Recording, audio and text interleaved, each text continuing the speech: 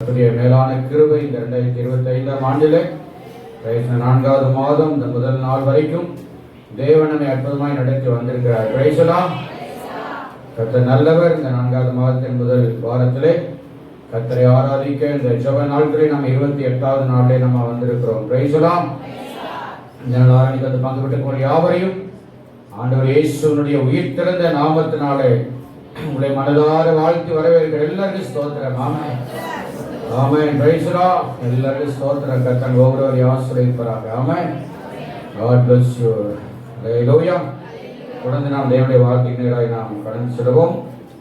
அதன்படி ஆண்டவரே இந்த 4வது மாதத்திலும் கர்த்தாவே நீ என்ன வார்த்தையை சபைக்கு நீ தருகிறப்பா என்று சொல்லி ஜெபித்து ஆயத்தப்படுத்தின பொழுது இந்த 4வது மாதத்துக்கு தேவன் நமக்கு தலைப்பு விடுதலையின் அபிஷேகம். எல்லாம் சொல்லுங்க, நல்ல சத்தமா சொல்லுங்க. Praise the Lord. The anointing of liberation, the anointing of freedom. Hallelujah. கர்த்தர் நல்லவர். ஆமென். இந்த ஆண்டு 2025ஆம் ஆண்டு தேவன் நமக்கு விடுதலை ஆண்டாக இந்த இயர் ஆஃப் சொல்லுங்க டெலிவரன்ஸ். ஆமென். கர்த்தர் அந்த வார்த்தையை தந்திருக்கிறார். அதன் அடிப்படையிலே அதுக்கு ஆதாரமாக வாசிக்க கேட்போம். 2 கொரிந்தியர் 3ஆம் அதிகாரம் 17ஆம் வசனத்தை வாசிக்க கேட்போம். 2 கொரிந்தியர் 3:17. கர்த்தரே ஆவியானவர், கர்த்தரே ஆவியானவர், கர்த்தருடைய ஆவி எங்கேயோ கர்த்தருடைய ஆவி எங்கேயோ அங்கே விடுதலை உண்டு. அங்கே விடுதலையும் உண்டு. ஹல்லேலூயா. எல்லாம் சேர்ந்து சொல்லலாமா? ரெடி? 1 2 3 ஸ்டார்ட். கர்த்தரே ஆவியானவர், கர்த்தருடைய ஆவி எங்கேயோ அங்கே விடுதலையோ உண்டு. ஹல்லேலூயா. Praise the lord. தேவன் நல்லவர். ஆமென். இந்த வசனம் நம்ம எல்லாருக்கும் நல்ல அத்துப்படியா தெரிஞ்ச மனப்பாடமா தெரிந்து கர்த்தரை துதிக்கும் பொழுது, ஆராதிக்கும் பொழுது அல்லது ஊழியக்காரர் நடத்தும் பொழுது அடிக்கடி சொல்லப்படுகிற வார்த்தை இந்த வார்த்தை தான். ஹல்லேலூயா. Praise the lord. கர்த்தர் நல்லவர். Now the Lord is the Spirit. Now the Lord is the Spirit. தி அப்படிங்கிற வார்த்தை அப்படின்னு வந்தாலே அங்கே அதனுடைய அர்த்தம் என்ன? Only one. Hallelujah. Now the Lord is a Spirit அப்படின்னு தான் 10ல 1 அப்படின்னு அர்த்தம். ஆமென். Now the Lord is the Spirit அப்படின்னா அவர் ஒருத்தர் தான், வேற எதுவுமே கிடையவே கிடையாது. Hallelujah. Hallelujah. And where the Spirit of the Lord is, there is freedom, there is liberation. Hallelujah. கர்த்தரே அப்படிங்கிற அந்த வார்த்தைக்கு ஆங்கில பதம் தான் now the Lord is the Spirit. தி அப்படினாலே அந்த only one இதுதான், வேற அதை தவிர வேற எதுவுமே கிடையவே கிடையாது. இப்போ நம்ம பைபிளை கூட பார்த்தீங்கன்னா இங்கிலீஷ் பைபிள்ல தி ஹோலி பைபிள் அப்படின்னு இருக்கும். ஹல்லேலூயா. எத்தனை பேர் பார்த்துருக்கீங்க? நாங்கள் தமிழ் பைபிளையே பார்க்க மாட்டேயா, சண்டே டு சண்டே தான் பார்ப்பேன். கண்ணுக்கே தென்படும், எங்கே வச்சனே தெரியல, என் பைபிளை காணாம நீ பார்த்தியா நான் பார்த்தியா அப்படின்னு. அப்புறம் எங்க இங்கிலீஷ் பைபிளை போய் பார்க்கறது? தி ஹோலி பைபிள். ஹல்லேலூயா. அப்படின்னா பரிசுத்தமானது, உண்மையானது, சத்தியமானது, இது ஒன்று மட்டுமே என்பதுதான் அதனுடைய அர்த்தம். ஹல்லேலூயா. இந்த வார்த்தை அழுத்தம் திருத்தமாய் சொல்லுகிறேன் என்று சொன்னால் அதனுடைய அவ்வளவு அர்த்தம் இந்த வார்த்தையில இருக்கிறது. ஹல்லேலூயா. கர்த்தரே ஆவியானவர். எல்லாம் சொல்லுங்க பார்க்கலாம். எடுக்க நல்ல ஸ்பீடா ஜென்ஸ் பக்கம் எழுங்க பார்க்கலாம். ஜென்ஸ் மட்டும் எழுங்க. ஆக கவனிகள், இந்த மாதத்துடைய வார்த்தை இதுதான், விடுதலையின் அபிஷேகம். ஹல்லேலூயா. கர்த்தரே ஆவியானவர், கர்த்தருடைய ஆவி எங்கேயோ அங்கே விடுதலையும் உண்டு. ஹல்லேலூயா. கர்த்தர் நல்லவர். ஹல்லேலூயா. கவனிங்க, ஒரு விடுதலையின் அபிஷேகத்தை கர்த்தர் இந்த மாதத்திலே நமக்கு வாக்கு பண்ணுகிறார். ஹல்லேலூயா. விடுதலை என்று சொன்னால் ஃப்ரீடம், லிபரேஷன் என்று சொல்லி அர்த்தம். ஹல்லேலூயா. ஆமென். விடுதலை freedom அப்படி சொன்னா, freedom is the state of being able to think, act and make decisions without unnecessary restrictions or constraints. Hallelujah. விடுதலை freedom அப்படின்னா என்ன அர்த்தம்? ஒவ்வொரு மாநிலத்துக்கும் ஒவ்வொரு இடத்துக்கும் ஒவ்வொரு சூழ்நிலையிலும் நாம நினைக்கிறது, செயல்படுவது, தீர்மானம் எடுப்பது, ஹல்லேலூயா, எந்த ஒரு unnecessary restrictions, ரெஸ்ட்ரிக்ஷன்ஸ்னா என்னது? கட்டுப்பாடு, தடை. 144 தடை உத்தரவு. சில இடங்களில் வன்முறைகள் சில இடங்கள் நடக்கும் பொழுது அது சட்ட ஒழுங்குக்காக என்ன பண்ணுவாங்க? 144 என்ன பண்ணுவாங்க? ஒரு 2 பேர் 3 பேர் என்ன கூட சேர்ந்து இருக்கக்கூடாது. இப்ப பாருங்க, சுதந்திரம், ஃப்ரீடம், லிபரேஷன் அப்படின்னா என்ன அர்த்தம்? நாம திங்க் பண்றதுல இருந்து, நாம செயல்படுவதில் இருந்து, நாம ஒரு முடிவு, ஒரு தீர்மானம் எடுக்கிற காரியத்துல யாரும் நம்மளை நிர்பந்திக்க கூடாது, தடை பண்ணக்கூடாது, கட்டுப்பாடுகள் விதிக்காத ஒரு சூழ்நிலை தான் ஃப்ரீடம் என்பது. தேவன் சொல்லுங்க, ஹல்லேலூயா, ஹல்லேலூயா. தேவன் நல்லவர். அதுல இந்த ஃப்ரீடம் அப்படிங்கிறதுல personal, political, economic, social, intellectual எப்படிங்கிற பல காரியங்கள் சொல்லப்படுகிறது. ஏன்னா இதை பேஸ் பண்ணி தான் நம்ம ஆவிக்குரிய ஜீவியத்துடைய விடுதலை குறித்து நாம தியானிக்க போறோம். தேவன் சொல்லுங்க, ஹல்லேலூயா. நான் ஆவிக்குரியவங்க, ஆவியத்தான் நான் பேசுவேன். எதான் பேசுவேன்? அந்த ஆவி என்ன தனியா அப்படியே ஊசலாடுமா? ஆவி அங்கேயே அசைவாடி கொண்டிருக்கிறது. அந்த ஆவி ஆத்மா எதுக்குள்ளதா இருக்குது? இந்த சொல்லுங்க, சரீரம் இல்லாம ஆவி ஆத்மாவும் இல்லை. கர்த்தர் நல்லவர். ஆமென். இந்த ஃப்ரீடம் என்கிற லிபர்ட்டி, அட்டானமஸ், சில காலேஜ்ல பாத்தீங்கன்னா அட்டானமஸ். ஆக கர்த்தரே அப்படிங்கிற வார்த்தை வருகிறது. அந்த கர்த்தரே அப்படின்னா the Lord அப்படிங்கிற வார்த்தை இங்கிலீஷ்ல வருகிறது. அதுக்கு பேரு யாவே. என்ன சொல்லுங்க? யாவே என்கிற ஹீப்ரு வேர்டு தான் கர்த்தர் அப்படிங்கிற வார்த்தையினுடைய பதம், வார்த்தை. ஹல்லேலூயா, பிரைஸ் தி லார்ட். யாவே அப்படின்னு சொன்னா அது எபிரேய பதம். ஆங்கிலத்திலே the Lord, கர்த்தர், the Lord Jesus Christ, கர்த்தராகிய இயேசு கிறிஸ்து என்கிற அர்த்தம் வருகிறது. ஹல்லேலூயா. யாவே அப்படின்னு சொன்னா அதாவது sovereignty, அதாவது இறையாண்மை, இறையாண்மை. ஹல்லேலூயா. அப்படின்னா அந்த என்ன சொல்லுவாங்க, இந்தியாவில் கூட சொல்ல, இந்தியாவுடைய இறையாண்மைக்கு எதிராக அப்படின்னு சில இந்த டேர்ம்லாம் யூஸ் பண்ணுவாங்க. அப்ப யாவே கடவுள், தேவன், கர்த்தர் அப்படின்னா இந்த இறையாண்மை உடையவர். அடுத்து மெஜஸ்டி. என்னது மெஜஸ்டி? அப்படின்னா கம்பீரம், பராக்கிரமம், இன்னும் மாட்சிமை நிறைந்தவர். ஹல்லேலூயா. அடுத்து மூணாவது ஒரு வார்த்தை இருக்குது, சுப்ரீமேசி. என்ன மேசி? சுப்ரீமேசி அப்படின்னா மேல் அதிகாரம், முழு அதிகாரம், உச்சபட்ச அதிகாரம். ஹல்லேலூயா.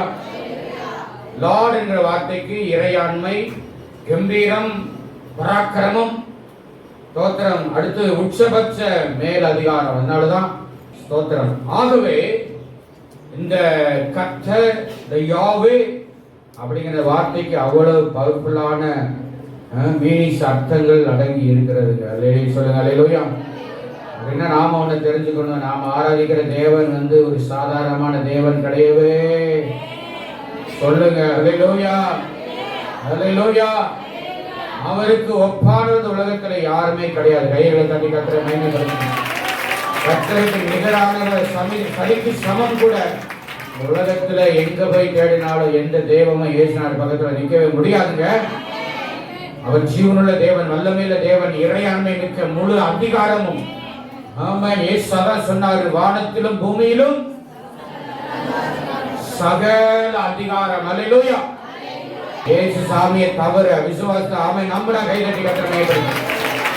ஹல்லேலூயா. கர்த்தர் நல்லவர். ஆமென்.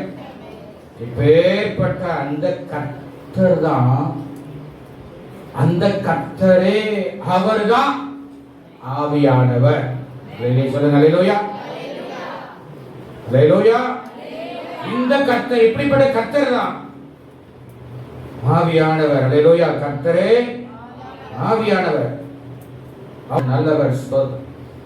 அப்போ கர்த்தரே ஆவியானவர். அப்படின்னா நம்ம ஆராதிக்கிற தேவன், இதனுடைய முழுமையான அர்த்தம் என்னங்க?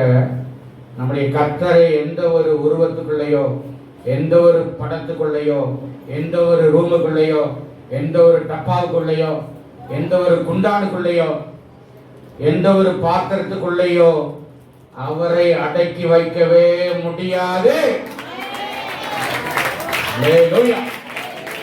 அதுதான் அதனுடைய அர்த்தம். கர்த்தரே ஆவியானவர். அல்லேலூயா. பழைய ஏற்பாட்டில் ஆதியாகமம் 1 இருந்து வெளிப்படுத்தல் 22ஆம் அதிகாரம் வரைக்கும் 66 புத்தகங்களையும் எந்த இடத்திலே கர்த்தர் எந்த இடத்திலே ஒரு உருவத்திலே தன்னை வெளிப்படுத்தவே இல்லை. அல்லேலூயா. ஆமா, எந்த ஒரு படத்திலே அவர் வெளிப்படுத்தவே இல்லை. இன்னைக்கு கிறிஸ்தவர்கள் ஏதோ ஒரு நடிகரை ஏசுனார வரைஞ்சு அப்படி என்ன பண்றாங்க, இன்னைக்கு வழிபட்டு கொண்டிருக்கிறாங்க, மாலையை போட்டு கும்பிட்டு கொண்டிருக்கிறார்கள். ரேசுலா ஸ்தோத்திர சிலை வழிபாடுகள் நடந்து கொண்டிருக்கிறது. இந்த வேத வசனத்தின்படி, இந்த வார்த்தையின்படி கர்த்தர் அவர் எப்படிப்பட்டவர்? அவர் ஆவியானவர். அல்லேலூயா. ரேசுலா. அல்லேலூயா. வருதுமா? ஆதியாகமம் 1ஆம் அதிகாரம் 1-2 வசனம் மனப்பாடமா நம்ம சொல்லலாம். ஆதியிலே தேவன் வானத்தையும் பூமியையும் சிருஷ்டித்தார். பூமியானது ஒழுங்கின்மையும் வெறுமையுமாய் இருந்தது. ஆழத்தின் மேல் இருள் இருந்தது. தேவ ஆவியானவர் ஜலத்தின் மேல் அசைவாடி கொண்டிருந்தார். கையில வைத்து அப்படியே ஆண்டவர் அப்பா ஆவியானவர், தேவ ஆவியானவர். எல்லாம் சொல்லுங்க, தேவ ஆவியானவர். கையை அசைச்சு சொல்லுங்க, தேவ ஆவியானவர். ஹல்லேலூயா. ஹல்லேலூயா. கையை அசைக்கும் பொழுதே ஆவியானவர் உங்களை நிரப்புகிறது நீங்க உணர்வீங்க. உங்க உள்ளத்தை கொடுவதை நீங்கள் உணர்வீர்கள். உங்க உள்ளத்தில் தேவனுடைய ஆவியானவர் இறங்கி வருவதை நீங்க அனுபவிப்பீர்கள். ஹல்லேலூயா. ஏனென்றால் தேவ ஆவியானவர் ஜலத்தின் மேலே அவர் அசைவாடி கொண்டிருந்தார். And the Spirit of God was hovering over the face of the waters. Hallelujah. வேதத்துடைய 2வது வசனத்திலேயே இந்த 2 கொரிந்தியர் 3:17 ஆதார ஆணித்தரமாய் கர்த்தர் எழுதி வைத்து விட்டார். அல்லேலூயா. இந்த ஆதியாகமத்தை எழுதினது யாரு? யாரு? தேவனுடைய மனுஷனாகிய மோசே. சொல்லுங்க அல்லேலூயா. மோசே பிறந்தது எப்போ? மோசே பிறந்தது எப்போ? எந்த புத்தகத்தில் வராரு மோசே? யாத்திராங்கத்துல. அப்ப அவர் பிறகு முன்னாடியே உள்ள சம்பவத்தை எப்படி அவருக்கு தெரியும்? சீனா மலையிலே கர்த்தர் உரைத்த காரியங்கள். அல்லேலூயா. கர்த்தர் தன்னை முழுவதுமாய் வெளிப்படுத்தினார். அல்லேலூயா. பாருங்க, இந்த தேவ ஆவியானவர் ஜலத்தின் மேல் என்ன பண்ணாராம்? சேவாடி கொண்டிருந்தார். நியாயாதிபதிகள் ஒரு 3 வருஷம் வேகமாக வாசிப்போம். நியாயாதிபதிகள் 6:34. அப்பொழுது கர்த்தருடைய ஆவியானவர் கிதியோன் மேல் இறங்கினார். அடுத்து 1 சாமுவேல் 16:13, ஏசாயா 11:2. ரைசுலா பக்கத்துல எடுத்து கொடுத்தீங்கன்னா கிளிக்காக நடக்கும். ஆமா, 1 சாமுவேல் 16:13. இதுல வாசித்து நான் அந்த விளக்கங்களை சொல்றேன். ஸ்தோத்திரம். உன் பிள்ளைகள் இவ்வளவுதானா என்று ஈசாயை கேட்டான். அதற்கு அவன் 16:13. அப்பொழுது சாமுவேல் தைல கொம்பை எடுத்து அவனை அவன் சகோதரர் நடுவிலே அபிஷேகம் பண்ணினான். அந்நாள் முதற்கொண்டு கர்த்தருடைய ஆவியானவர் தாவீதின் மேல் வந்து இறங்கி இருந்தார். அல்லேலூயா. ஏசாயா 11:2. ஞானத்தையும் உணர்வையும் அருளும் ஆவியும் ஆலோசனையும் பலனையும் ஆவியும் அறிவையும் கர்த்தருக்கு பயப்படுகிற பயத்தையும் அருளும் ஆவியும் ஆகிய கர்த்தருடைய ஆவியானவர் அவர் மேல் தங்கியிருப்பார். அல்லேலூயா. லூக்கா 4:18. அடுத்த அப்போஸ்தலர் 10:38. கர்த்தர் நல்லவர். அல்லேலூயா. கர்த்தருடைய ஆவியானவர் என்மேல் இருக்கிறார். தரித்திரருக்கு சுவிசேஷத்தை பிரசங்கிக்கும்படி என்னை அபிஷேகம் பண்ணினார். இருதயம் நறுங்குண்டவர்களை குணமாக்கவும், சிறைப்பட்டவர்களை விடுதலையும், குருடருக்கு பார்வையையும் பிரசித்தப்படுத்தவும் போதும். அல்லேலூயா. கர்த்தருடைய ஆவியானவர் என்மேல் இருக்கிறார். அப்போஸ்தலர் 10:38. நசரேயனாகிய இயேசுவை தேவன் பரிசுத்த ஆவியினாலும் வல்லமையினாலும் அபிஷேகம் பண்ணினார். தேவன் அவருடனே கூட இருந்தபடியினால் அவர் நன்மை செய்கிறவராயும் பிசாசின் வல்லமையில் அகப்பட்ட யாவரையும் குணமாக்குகிறவராயும் சுற்றித் திரிந்தார். கைகளை தட்டி எல்லாம் மேன்மைப்படுத்துமாக. அல்லேலூயா. ஒரு சில வசனங்கள் இந்த உதாரணத்துக்காக. நியாயாதிபதிகளிலே கிதியோனின் மேலே கர்த்தருடைய ஆவியானவர் வந்து இறங்கினாரு. கிதியோனே ஒரு அல்லேலூயா சொல்லுங்க. அல்லேலூயா. ஸ்தோத்திரம். ஆவியானவர் இறங்குறாரப்பா. வேற ஏதாவது இறங்குதா? கவனமா. அல்லேலூயா. கிதியோனின் மேலே ஆவியானவர் வந்து இறங்கி இருந்தார். கர்த்தருடைய ஆவியானவர். அடுத்து தாவீதின் மேலே சாமுவேல் தைல கொம்பை எடுத்து அவருடைய தலையின் மேல ஊற்றின உடனே, ஒலிவ எண்ணெயை ஊற்றின உடனே, அல்லேலூயா. அப்போ தாவீதின் மேலே அந்த எண்ணெயை சாமுவேல் ஊற்றின உடனே கர்த்தருடைய ஆவியானவர் தாவீதின் மேல வந்து இறங்கினார். அல்லேலூயா. அதேபோல இயேசுவின் மேலே கர்த்தருடைய ஆவியானவர் வந்து இறங்கினார். அதை ஏசாயா தீர்க்கதரிசனமா சொன்னாரு. லூக்காவில இயேசு ஜனங்களுக்கு அதை கன்ஃபார்ம் பண்ணி சொன்னார். கர்த்தருடைய ஆவியானவர் என்மேல் இருக்கிறார். கைவிட்டு சொல்லுங்க. அல்லேலூயா. நீங்க எத்தனை பேர் நீங்க சொல்ல முடியும் கர்த்தருடைய ஆவியானவர் என் மேல இருக்கிறார்? எத்தனை பேர் சொல்ல முடியும்? சொல்றேன். கர்த்தருடைய ஆவியானவர் என் மேல இருக்கிறேன்னு சொல்ல உலகத்தை வைத்து காட்டுங்க. டெஸ்ட் பண்ணுவேன். இப்போ டெஸ்ட் கேட்பேன். ஆவியானவர் வந்தாருன்னா அதனுடைய கிரியை என்ன அப்படிங்கிறது அதையும் பார்க்கணும். என்ற ஏசனாக இருக்காரு. எங்க இருக்காரு? ஏசனார் உள்ள இருந்தா கட்ட கட்ட வார்த்தையா வருமா? இங்கிலீஷ் வார்த்தையா வருமா? ஏசனா எனக்குள்ளதான் இருக்கிறாரு அப்படின்னு வாய பழந்தானே. சும்மா ஏமாத்திருக்க கூடாது ஆண்டவரை. அல்லேலூயா. சொல்லுங்கம்மா. கேட்கிற ஆமை போட்டு கையை தூக்கிட்டு அல்லேலூயா சொல்லிட்டு போறது இல்ல.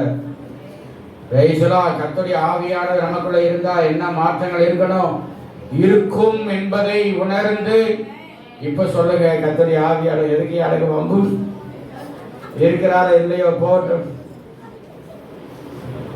இயேசுநாதர் தன்னை குறித்து ஏசாயா எழுதி வைத்து அதை கன்ஃபார்ம் பண்ணி சொல்றாரு. கர்த்தருடைய ஆவியானவர் மேல இருக்கிறார். தரித்திரனுக்கு சுவிசேஷத்தை அறிவிக்கணும். என்னது? இருதயம் நறுங்குண்டவர்களை குணமாக்கணும், சிறைப்படலுக்கு விடுதலையை செய்யணும், குருடருக்கு பார்வை கொடுக்கணும். அவங்களுக்கு அவ்வளவு பவரா இருக்கு. அற்புதம் செய்யறதுக்கு. அற்புதம் செய்யாட்டியும் முடியாதவங்களுக்கு என்ன செய்யணும்? உதவி செய்யணும். மாற்றுத்திறனாளிகளுக்கு. அதை விட்டுப்பட்டு ஆவியான ஏன் கூட இருக்கிறார்? எங்க இருக்கிறாரு? அதெல்லாம் ஏமாத்து வேலை. கர்த்தருடைய ஆவியானவர் என் மேல இருக்கிறார்.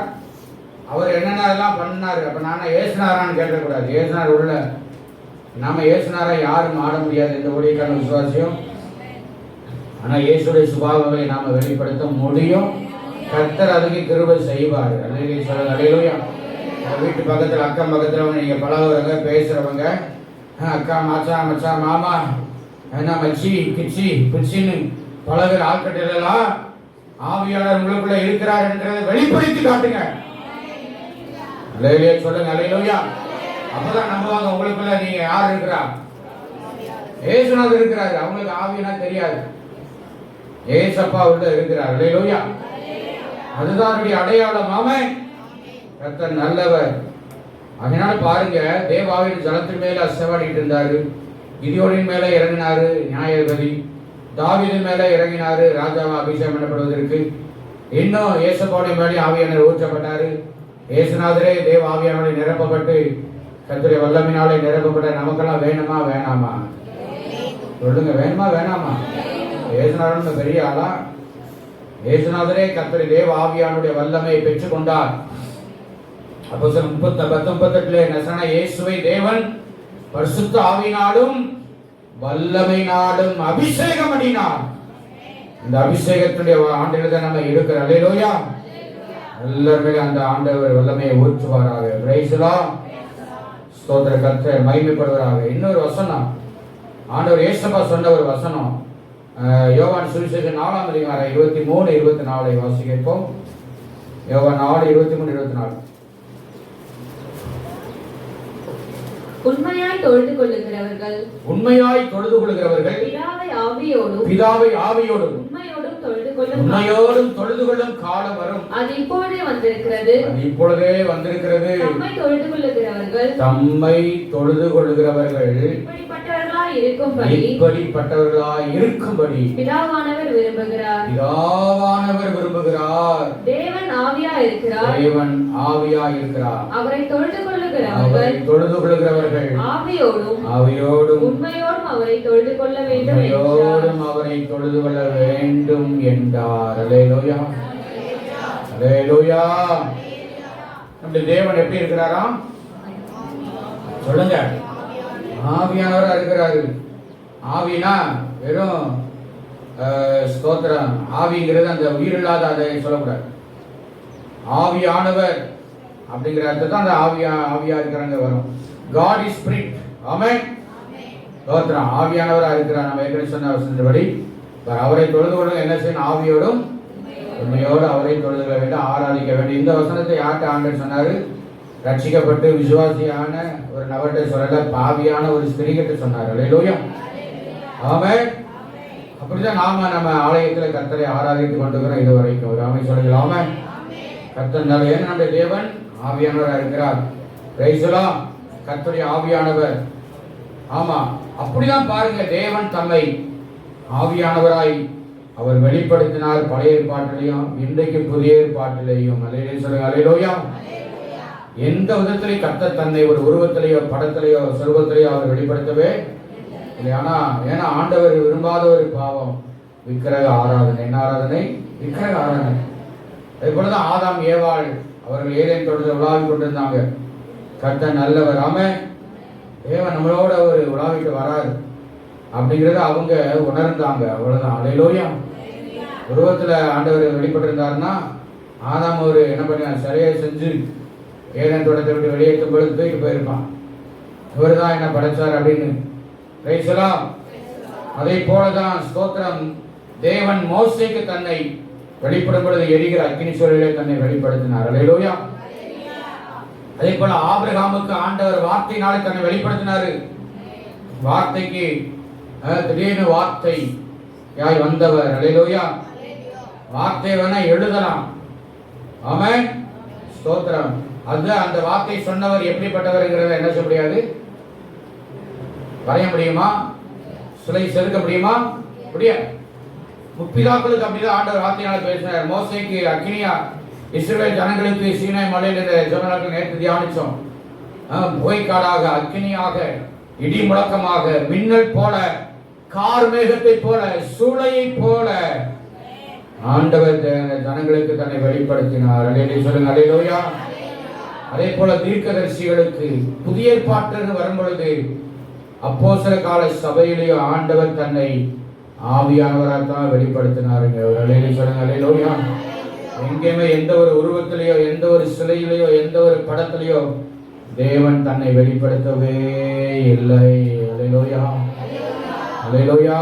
ஏன்னா கர்த்தரே அவர் ஆவியானவராக இருக்கிறார். அல்லேலூயா. கர்த்தர் நல்லவர். ஆமென். புதிய ஏற்பாட்டில் சொல்லப்படுகிற அனுபவங்கள் உன்னதத்துடைய வல்லமை பலன், அது பெந்தேகோஸ்து நாளிலே அந்த வல்லமை ஊற்றப்பட்டது. அல்லேலூயா. பலத்த காற்றை போல வந்தது, அக்கினியா இறங்கினது. இந்த நாவிலுடைய வல்லமை போட்டார். ஆமென்.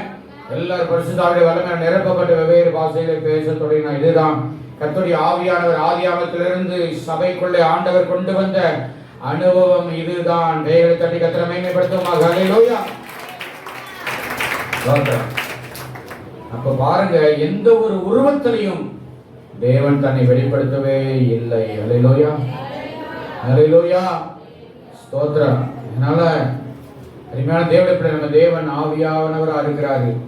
அந்த ஆவியானவர் இருக்கிறபடினாலே அந்த ஆவியானவர் யாருக்குள்ளே வராரோ அங்கே விடுதலையை தேவன் தருகிறார். சொல்லுங்க ஹல்லேலூயா. விடுதலை ஒரே ஒரு காரியத்தை சொல்லி முடிக்கிறேன்.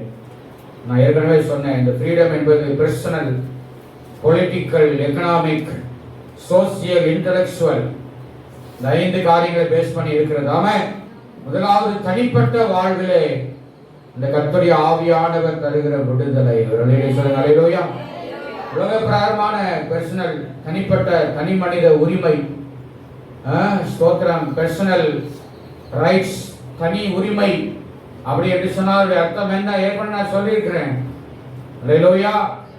நாம சிந்திக்கிறது, பேசுவது, ஹல்லேலூயா, கற்றுக்கொள்ளுவது, நான் என்ன உண்ண வேண்டும், நான் என்ன உடுத்த வேண்டும், எதை நான் படிக்க வேண்டும், எங்கே நான் தூங்க வேண்டும், ஹல்லேலூயா, எப்போ நான் எழும்ப வேண்டும்,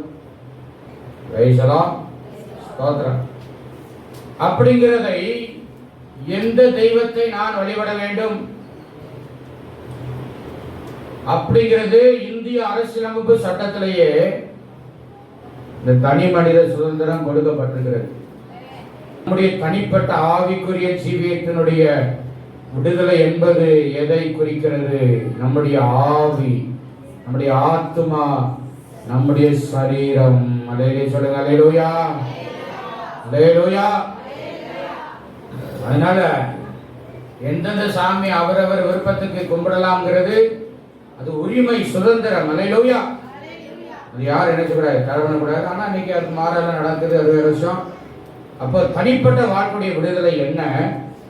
நம்முடைய ஆவிக்குள்ளே, நம்முடைய ஆத்துமாவுக்குள்ளே, இந்த சரீரத்திலையும் தேவன் விடுதலை தரவர் வல்லவராக இருக்கிறார். சொல்லுங்க ஹல்லேலூயா. ஏனென்றால் நம்முடைய சரீரமான தேவன் தங்க ஜீவனுள்ள தேவனுடைய ஆலயமா இருக்குதுங்க. ஹல்லேலூயா. இந்த தனிப்பட்ட வாழ்க்கைக்குள்ளே தேவனுடைய ஆவியானவர் வருவதற்கு நம்மை ஒப்பு கொடுக்க வேண்டும். ஹல்லேலூயா, ஹல்லேலூயா. வரும் பொழுதுதான் நம்முடைய வாழ்க்கை, தனிப்பட்ட வாழ்க்கையில் இருக்கிறதான எல்லா கட்டுகள், சிறையிருப்புகள், எல்லா பாரம்பரிய கட்டுகள், பிசாசுடைய வல்லமைகள், ஆமென், உலகத்துடைய கட்டுகள் எல்லாத்தையும் ஆண்டவர் நம்ம தனிப்பட்ட வாழ்க்கையில முறித்து போடவர் வல்லவராக இருக்கிறார். ஹல்லேலூயா, பிரைஸ் தி லார்ட். அதான் ஆண்டவர் சொல்றாரு, கர்த்தரே ஆவியானவர், கர்த்தருடைய ஆவி இந்த தனிப்பட்ட வாழ்க்கையில எங்கே இருக்கிறதோ அங்கே உனக்கு விடுதலை உண்டு என்று கர்த்தர் வாக்கு பண்ணுகிறார். இந்த வார்த்தைக்கு அன்பான தேவ பிள்ளைகளே, உங்க தனிப்பட்ட வாழ்க்கையிலே, சரீரத்தில், ஆவியில, ஆத்துமாவிலே ஒரு கட்டப்பட்ட நிலைமையில நீங்கள் ஃபீல் பண்ணி இருக்கீங்களா? இந்த வார்த்தை சொல்லி கேளுங்க. ஆவியானவரே, அப்பா நீங்க ஆவியானவரா இருக்கிறீங்கப்பா, என் மேல வந்து இறங்கும் ஆண்டவரே, என்னை நிரப்பும் அப்பா, என்னை விடுவியும் என்று சொல்லி கேட்டு பாருங்கள். கர்த்தர் விடுதலை தர வல்லவராக இருக்கிறார். இந்த வார்த்தை கர்த்தர் ஒவ்வொரு ஆசீர்வதிப்பாராக. ஆமென்.